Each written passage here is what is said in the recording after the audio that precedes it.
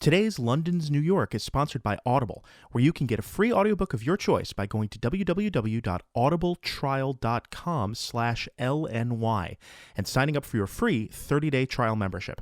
That's audibletrial.com/LNY. And now, on with the show. This is London's New York.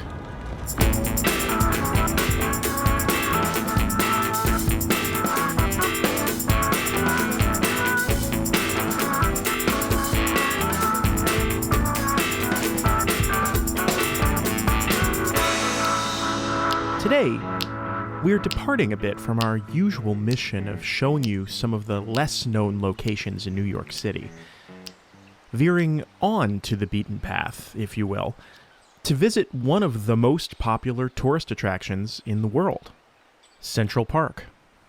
All right, so where are we? We're entering the northern half of Central Park, in front of the South Gatehouse of the Central Park Reservoir, which is now called the Jackie Kennedy Onassis Reservoir. It was in commission until pretty recently, and it's this big, gray, sort of Gothic-looking, squat, pretty ugly thing in some ways. And you're sort of wondering what this is doing in a park that's meant to replicate untamed, beautiful nature. Yeah, it almost looks like the entrance to a prison or something. Yeah, or an insane asylum, yeah. Here, we're going to look around the corner. And it's actually not this gatehouse that we came to see, but rather what it's guarding, the Central Park Reservoir. As he said, now officially the Jacqueline Kennedy Onassis Reservoir. It's a giant man-made lake that takes up most of the park between 86th and 96th Streets.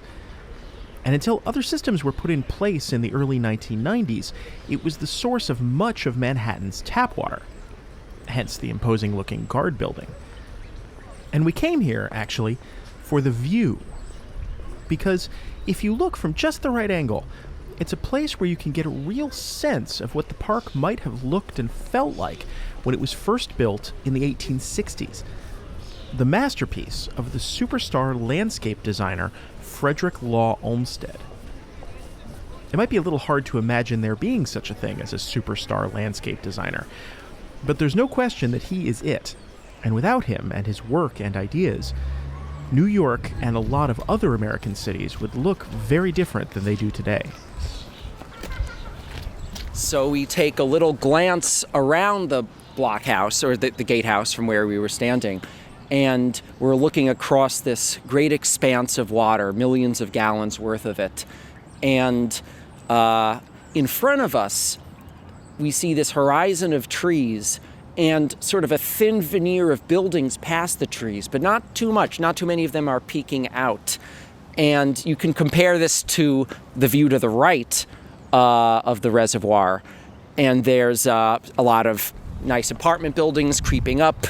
Behind us on Central Park South, of course, there's a lot of skyscrapers. But here to the north, it's this sort of rustic landscape. And it's interesting, for me, this is almost a site of time traveling, because this is as close to as you can get to seeing what northern Manhattan might have looked like well before the 20th century. The sense of the trees are more prevalent than the buildings. There's a couple of sort of isolated towers or buildings standing up, but mostly it's this sort of raggedy edge of the metropolis, is what it seems like from up here. And this was the intention of Olmsted. Olmsted planted tall rows of trees around the perimeter of Central Park, specifically to block out the views of the buildings, back when the buildings were small enough to be blocked by trees, to give you a sense of enclosure, that here in this park, time has stopped, that you're really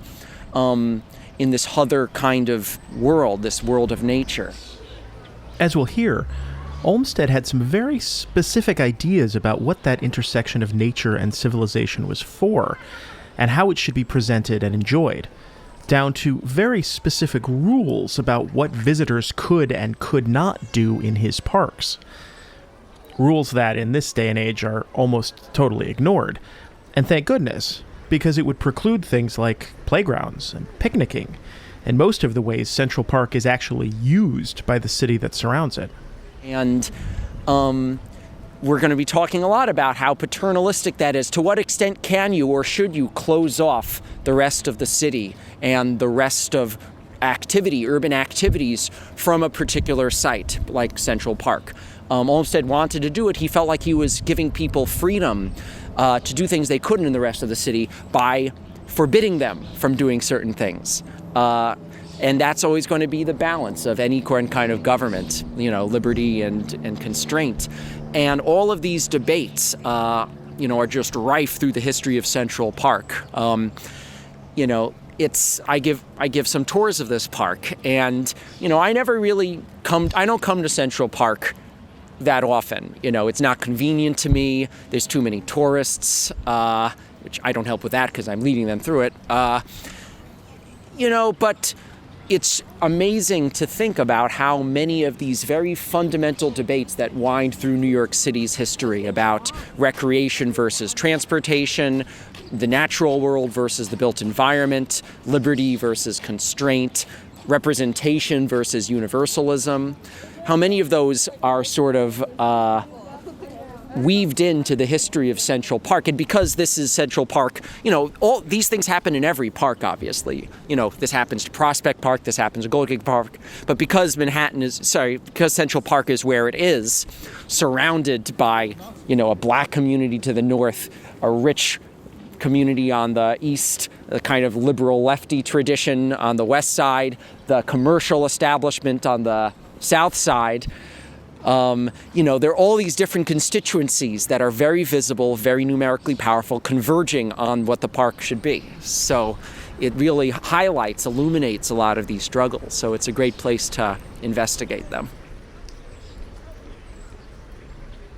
Wow, there's a lot in there. It's hard to think of there's a lot of city parks in the country, right? But Central Park is it's the platonic form of city park. It's like the most famous and the most juicy in terms of people's imaginations, I think. And I wonder how much of, what do you think it is that makes the park so special? And how much of that specialness is because of Frederick Law Olmsted's original conception of the park, and how much of it is maybe in spite of it? Yeah, it's really built into New York's DNA in a way that few other parks are, or even few other places are, which is so ironic. The only view you see of New York in the opening establishing shots of movies is the skyscraper, the skyline. But behind that skyline is something that's equally essential. And I think it's this dichotomy that it presents with the rest of the city, and the way that New Yorkers can live almost a double life within Manhattan around that dichotomy, that I think, first of all, makes it a powerful space. But then when you blow it up with the fact that, yes, New York is the media capital of the country, the fact that all the tensions that are played out in New York and in, Manhattan, in Central Park, those tensions are visible and theorized and debated all over the world, I think it makes Central Park, just even today, this very powerful lens, this powerful mirror of where we are with public space. But it's also just historically, we've had to grapple with Central Park a lot longer. It's the first major public park in the country. Before Central Park, there was maybe the Boston Commons, which is almost a medieval holdover, because that was just sort of left out as common land. People were, it was put there so people could graze their sheep on it or something, right? Right. But Central Park was this very deliberate state enterprise to build a park. And, it's interesting that Olmsted was behind that, and later on seminal for the national park movement, which began around the 1860s, 70s. Well, talk about Olmsted. Who was Olmsted? Who was this guy? Up until Central Park, he was not necessarily bound for glory. He grew up in New England. He was a gentleman farmer. He had become famous by the 1850s for writing about the South under conditions of slavery and having a very anti-slave message in his reporting. But he was well-read, and he was reading about landscape design. And to think about landscape design in the mid-19th century, we need to go back a bit in a sense, back to the garden, to the two paradigms of landscape design coming out of the 19th century. The one is the French formal garden tradition, and the one is the English sort of romantic, rustic, natural garden. The French approach basically sees the garden as an expression of mankind's dominance, and not just mankind in general, but of the king or the noble or whoever owns the place. And the landscape is meant to look like the schematic of a building, where there's corridors, there's rooms made out of foliage, there's a hierarchy where it all spreads out from the entrance of a castle or a manor. And it's basically meant to display the power and the autonomy and the good taste of an individual. Now, the English tradition is coming out of almost a Rousseau vision of where refinement comes from, not from the good graces of a king or noble, but refinement coming out of natural man, of the untamed, noble, pure, noble savage, let's say, that's coming out of, primeval forests. And the romantic tradition the romantic tradition landscape, at least, is to try to make a natural looking environment that enables people to forget the artificial hierarchies and divisions and stresses of modern life, and to bring them back to the garden, let's say. And this had been done for private estates in England for, some time in the late 18th century. But in the mid-19th century, it was beginning to be applied to public gardens as well. And that's where Olmsted saw an opening, let's say. Well, and to be clear, though, that British vision you're talking about is not, or English, I should say. I think the Scots have a different idea about wild space, but the English vision is it's not actual wilderness. It's like a play set of like a stage set of what a wilderness might look like. What a stage set of what it might look like if you had a wilderness out your window, but it's not really. It's very controlled, actually. Well, this is the idea of the sublime, which was being developed as one theory of sort of landscape architecture. The idea that nature in its raw form is terrible and awful. It's going to scratch you. It's going to pinch you. And you don't want to... Ouchie, yeah. And you don't want to be too exposed to that. But through the power of mankind's reason, you can extract the refined, ennobling elements of nature so you can get the best of both worlds. An example of this, I think this was the analogy used, was seeing a volcano from an airplane or something, let's say. It's a terrible, horrifying, huge, awesome thing you're seeing, but there's no chance you're going to be destroyed by it, but you're still aware of the power of nature, right? And I think that's what they were trying to get at with some of this landscape design. And in Central Park, there's gradations of this. You get, on the one hand, this very pleasant pastoral sheep meadow that's in the southern part of the park. But then when you're in the middle, sort of southern middle part of it, you're in the Ramble, which is an incredibly wooded, difficult to navigate area of the park. And I think that's sort of hinting at the sublime. The thinking was, unless I'm wrong, that this was a way, by this sort of fake nature, taking only what they thought were the ennobling aspects of nature, but freeing it from the kind of scary tooth and claw, carnivorous aspect of a real wilderness. It would somehow improve people's characters. It would improve it would ennoble their spirit in some, very almost medically prescriptive way. Yeah, exactly. And it's interesting because both, let's say, the real jungle and the urban jungle were in the 1850s seen as mutual threats against the refinement of character.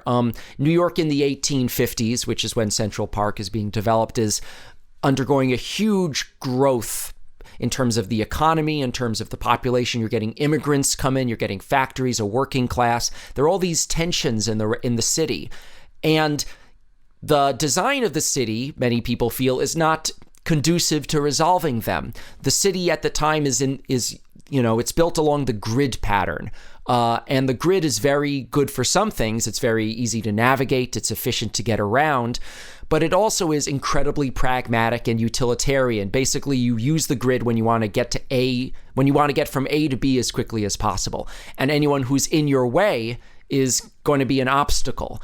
And in the aggregate, what this does is it creates this kind of citizenry, according to some theorists, who are aggressive towards one another, where there's no sort of non-commercial public space where people can air their grievances and find commonalities. The entire city, because it's so devoted to commerce, because it's so rectilinear, it's basically not a place where you want to stay in. Like, it's all about getting from A to B, getting off the streets as soon as possible. And when you're on the streets, you're just, being aggressive. So how do you make the design of the city better, right? And at the time, there were some reformers who felt maybe New York should be more like Paris, and the streets themselves should have a kind of logic that brings out a sense of beauty and a sense of refinement. And we can get to that in a bit. But for other people, it was not to mess with the grid itself, but to create an antidote to the grid in the form of a park. We'll be right back with more about Olmsted's vision and the ever-shifting purposes of a city park after these short messages. If you're enjoying this show, you might also like some of the other podcasts on Race Car Radio. For instance, you might try Mind Your Own Business with Mike and Matt. Do you own or run your own company? I'm a small business owner, and let me tell you, it's a lot harder than I thought it would be. But never fear, we're here to help. On Mind Your Own Business, Mike Gansel and Matt Plosiak, two brilliant consultants with decades of experience between them, take real questions from real small business owners and give them answers that help put them on the track to success. It's smart, funny, informative, and we promise it will help you make your company the best it can be. Listen and subscribe now to Mind Your Own Business with Mike and Matt at racecarradio.com.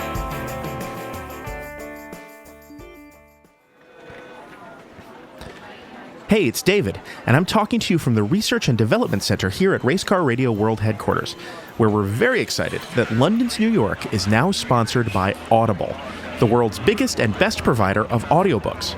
And you, our listeners, can get a free audiobook of your choice, any one of their unmatched selection of titles. All you have to do is sign up for your free, no-obligation 30-day membership at www.audibletrial.com/LNY. And here's Dan London on the recommendation line with a book you might want to try. Hey, Dan, is that you? Yep. So, what's the title you want to recommend today? Today I'm recommending The Power Broker, Robert Moses and the Fall of New York by Robert A. Caro. It's the single best book to read about New York City. It goes into the full scope of New York politics, culture, and power in the first half of the 20th century. You will never look at New York City the same way after you've read this book, I guarantee it. So that was The Power Broker, Robert Moses and the Fall of New York by Robert Caro, narrated by Robertson Dean. Just one of the incredible selection of audiobooks about New York City that you could choose by going to audibletrial.com/LNY today and signing up for your free 30-day membership. That's audibletrial.com/LNY. And now back to the show. Olmsted's original design is really kind of interesting, right? I mean, it was kind of funny what he wanted the park to do and not do. Right. Based on that kind of philosophical thinking. Maybe tell us about that a little bit. Well, Olmsted wanted a place that would almost decontextualize New Yorkers. He wanted them to forget about commerce, forget about their racial or religious hostilities, and to sort of get back to grassroots, literally, to see each other as fundamentally human, as products of nature. And to do this, on the one hand, he wanted to visually block out the rest of the city. And he did this by putting out tall trees around the perimeter of the park so you couldn't see the smaller buildings. He did that by exaggerating the size of the park through creating curving paths and branching paths and blocked views using rivers and hills to make you think you're in this whole other world. But he also did it by excluding certain things. He excluded picnicking, ball playing, picking flowers, putting up statues of a historical or religious nature, because he felt all of that would be divisive. I mean, it's a direct counterpart to some of the debates we have now around sort of identity politics and sort of, things like African studies or whatnot at the universities, which is, from some people, they think it's divisive. You should enter the park to become free of those sort of concerns. You should be there to become universalistic, right? In the same way that some people think you should enter college to do the same thing, right? To break free of your old contexts. So Olmsted tried to do this. Now, he didn't get that far because Olmsted was quickly sidelined by the Tammany Hall administration, the corrupt political machine of the era. And Tammany Hall was all about bread and circuses. They wanted to make money out of the park, and they wanted to run establishments in the park like zoos or concessionaire stands or merry-go-rounds. And so they would operate these things. But that also, in a sense, was bringing the city into the park, right? So you were having all these kind of metropolitan amenities within the park. So that began in the 1860s, shortly after the park's construction. You also had, and you go there now, all these parks towards these statues of ethnic pride. There's an amazing statue I love near the, what's now the Tavern on the Green, and it's by Italian immigrants to Mazzini, and it said, "To the Italians of the U.S. of America," basically. Like, it's this very, like, they couldn't quite get the wording correct, but there was this great desire among these new immigrants to sort of represent their traditions, their culture, their heroes to the rest of the city, and Central Park was one place they tried to do that. And in a sense, this is this tension that goes on, of course, all through New York City. But are we a nation of nation? Are we a city of neighborhoods, a city of peoples? Or is there something beyond this that we should or even can be trying to reach? That's kind of a beautiful metaphor for the city. Mm-hmm. That you have these conflicting visions of what this space should be, right? Yeah. And, but what results, on this one hand, you have this Olmsted vision that it should be a place where, people and men in top hats and women in dresses promenading slowly past serene vistas, right? Just for the sake of sort of what they call nature bathing now, right? Mm-hmm. And then on the other hand, you have this Tammany Hall vision of just like a place where you can sell space to guys who are selling hot dogs. Mm-hmm. And then, and how horrible I think would the park be if it were just a sort of tableau vivant mm-hmm. of fake nature. And also how horrible it would be if it was just like a giant concrete slab with a Ferris wheel in a zoo. Well, we have the Coney fact Island. That it's, yeah. Right. Well, I love Coney Island. But the fact that it's both, the fact that you go through this, like, you go through the ramble and you come out on the other side and there's a Ferris wheel. Or mm-hmm. like you walk past, like this beautiful like little pond and there's people sitting and then there's a big open area and then there's a zoo and then there's also a guy selling hot dogs and a guy playing saxophone and a guy, like, it's that. The fact that neither vision won out mm-hmm. makes a third vision that's so much better than either of the other two. And that feels like a metaphor for New York to me, that like all of these conflicting ideas all existing on top of each other somehow make something that's greater than the sum of those parts. Yeah, that's a brilliant way of putting it. Yeah, I mean, it reminds me, there's a quote, "Nature cannot win the game, but she must not be allowed to lose." And I feel that's the same for a lot of these 19th century conflicting ideals about what public space should be. Like, the job of New Yorkers in some ways has been to find a way of balancing, not in a static way, but in an ever-adjusting way, these different paradigms of public space and public culture, let's say, which has to be renewed and refigured out every generation. I mean, this is the great story of Central Park. But yeah, in terms of this reinvention, I think it's also changed a little bit more recently, because when the park first opened, not too many poor people could actually access it because it was so far uptown, and many people in the 5 Points, let's say, could not afford the car fare. So it was mostly an elite recreational ground. By the early and mid 20th century, things had changed. The city had grown north around the park. You had people able to take the elevated train or the subway there, so it became a much more working class space.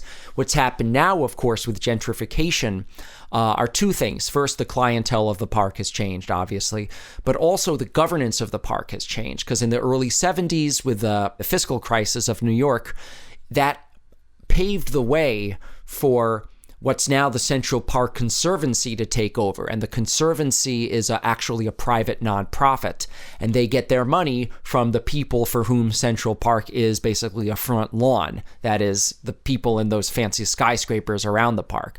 So now this Conservancy has millions and millions of dollars, and in a sense, they're turning the park back to what it used to be, which is this very pleasant, refined area where there's not as much sort of rough and tumble usage happening, which is in a sense going back to that earlier version of Olmsted. And they're being quite explicit about this vision, actually. On the other hand, you do see places like the High Line, other more modern parks that you're not going to go to the High Line and feel like, oh, I just saw beautiful nature. But it's also not exactly a sort of rough and tumble public commons. It's really a conveyor belt for looking at the fancy condos that are around it at this point, with a little frisson of, oh, I'm in this reclaimed industrial space right now. One wonders, too, how much of the current function of places like Central Park and the High Line and is really to be a tourist attraction in a very kind of self-conscious way. Like, here's a place, it functions in that kind of tourist economy, which has become so central to Manhattan since it was Giulianiized and Disneyized and kind of degridded, that a lot of places just, I was in Dumbo the other day, and which is, this neighborhood in Brooklyn on the waterfront, that was really just kind of conceived very recently. They took all these warehouses and over the course of a couple of decades made like fancy condos and restaurants and parks and stuff. And it struck me, I saw this like, it was just passels of tourists waiting in line in front of the Shake Shack and in front of Grimaldi's, and they'd all either just walked over the bridge or would bust in. And it occurred to me this was just created for there to be a place for tourists to go to and say they went to Brooklyn, right? And it's not it's not organic in any way. It's not people don't really live. I mean, some people live there, but it's not. It was invented to be a Brooklyn neighborhood that was like hip enough to kind of feel Brooklyn-y, but safe enough that you could just bring tourists there, right? And I wonder how much sometimes, as much as I love walking through Central Park and I like. How much that's really its function now is just to be a place on the tourist checklist to feed that kind of economic engine that is tourism in Manhattan. Absolutely. Yeah. I mean, a lot of the justification for building Central Park, and also for a lot of urban design plans in the 20th century was that, oh, this is going to increase tourism. But now it really is of this whole other caliber where you have hundreds of millions of people coming into the city, able to spend money, who have a very delimited set of priorities when they're coming to the city. They're not there to protest. They're not there to create participatory art. They're there to spend money without rocking the boat too much. And I mean, it's very possible that, just like New York's sort of financial future is up for is dependent upon these global conglomerates who don't have any particular affection for New York in particular, our cultural life, our design life can go a similar way. And it's not something that, I'm particularly happy about. Olmsted, when he was making the park, had to fight against the idea that democracy is a leveling down, that you can't create works of refinement and nobility and sort of higher purpose in a democracy, that it's always going to somehow go down to the least common denominator, that democracy can never be more than the sum of its parts, let's say, that And Olmsted wanted to somehow create an answer to this, that this was not so, that in a democracy there can be mutual learning, there can be growth between people. And I think that this is a vision that later on we see in social liberalism in the late 19th century, which in fact begins with the idea of sort of your environment shapes you, right? The first sort of social liberals were people who were saying, if you grow up in a tenement, that's going to affect your education, that's going to affect your outlook. And Olmsted was thinking of this 40 years before, saying if you grow up in a commercial, competitive metropolis, that's going to affect you. Let me read a quote by Olmsted. Consider that the New York and Brooklyn Park are the only places in those associated cities where, in this 1870th year after Christ, you will find a body of Christians coming together, and with an evident glee in the prospect of coming together, all classes largely represented, with a common purpose, not at all intellectual, competitive with none, disposing to jealousy and spiritual or intellectual pride towards none, each individual adding by his mere presence to the pleasure of all others, all helping to the greater happiness of each. It occurred to me when you were reading that it wasn't just a philosophical vision he had, but it was really a spiritual vision or a religious vision almost. Mm-hmm. That, he mentions Christ twice in that one sentence, that maybe it wasn't an alternative to the city he was building, but almost a kind of church. Mm-hmm. Like it feels like he intended it to fulfill a lot of the same functions as a cathedral. Yeah, no, absolutely. I mean, the cult of nature as a religion was developing in New York in the 19th century. You see this in the Hudson River School, which, through the work of painters like Thomas Cole and Alfred Bierstadt, are sort of showing how nature can refine and ennoble us.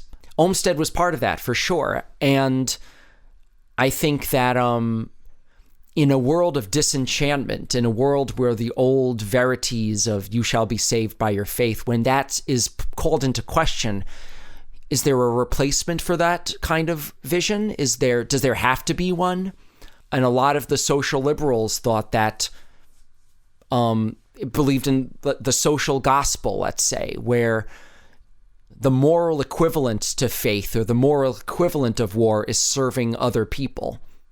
I think that Olmsted, in a sense, was a step towards that, where you're doing God's work by creating a space where people can become more civil to one another and recognize one another as equals and take delight in each other's delight. I mean, it's a very utopian vision.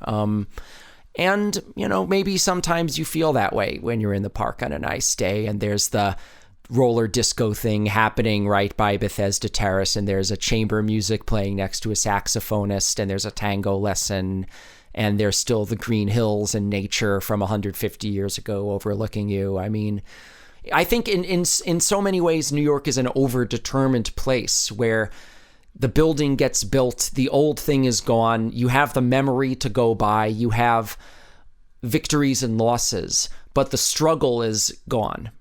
And I think you could talk about how in New York there have been consistent struggles over certain issues, but it's rare that we have a place in New York where there have been consistent struggles over a particular site over and over again, each one reflecting a current generation's issues and neuroses and definitions while building off of, the sense that we've been here before.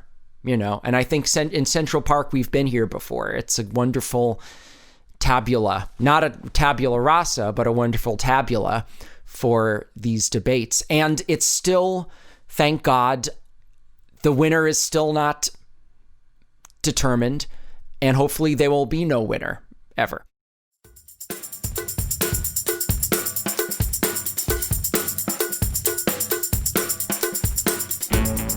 Thanks for listening to London's New York. The star of the show is Daniel London. My name is David Hoffman, and I produced this episode with the assistance of Austin Colon. We'd love to hear what you think of this episode, and if you have ideas for future shows, you can reach us via our social media pages. We're on Facebook and Twitter @LNY Podcast. London's New York is a production of Race Car Radio, www.racecarradio.com.